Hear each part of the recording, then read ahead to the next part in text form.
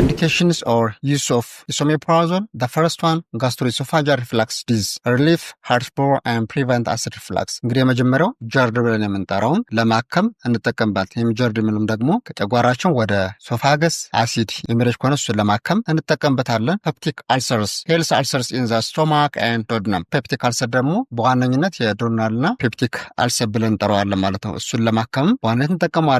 ኤሮሲቭ ኢሶፋጃይቲስ፣ ፍሬተስ ኢንፍላሜሽን ኤንድ ዳሜጅ ቱ ኢሶፋገስ ካውዝድ ባይ ስቶማክ አሲድ። ኤሮሲቭ ኢሶፋጀስ የሚለው ደግሞ ኢሶፋገስ ጋር አሲድ በሚለቅበት ሰዓት ኢሶፋገስ ላይ የሚፈጠረው ኢንፍላሜሽን ለማከም እንጠቀማለን ማለት ነው። The other one, Helicobacter pylori eradication, often used in combination with antibiotics to treat H. pylori infections at a major cause of ulcers. Helicobacter pylori eradication ላይ እንጠቀማለን። ሄሊኮባክተር ፓይሎሪ የሚለው ደግሞ ከ85% በላይ የሚሆነው የጨጓራ ቁስለት የሚያመጣ ባክቴሪያ ነው። ስለዚህ ከአንቲባዮቲኮች ጋር አብረን በመስጠት ለማከም እንጠቀምበታለን። ታዘር ዞሪንገር ኢሊዥን ሲንድሮም a condition involving excessive acid production። የዞሪንገር ኢሊዥን ሲንድሮም የምለው ደግሞ ከሚገባው በላይ የአሲድ ፕሮዳክሽን ኤክሰስ በሚመነጭበት ሰዓት ያንን ለማከም እንጠቀምበታለን ማለት ነው።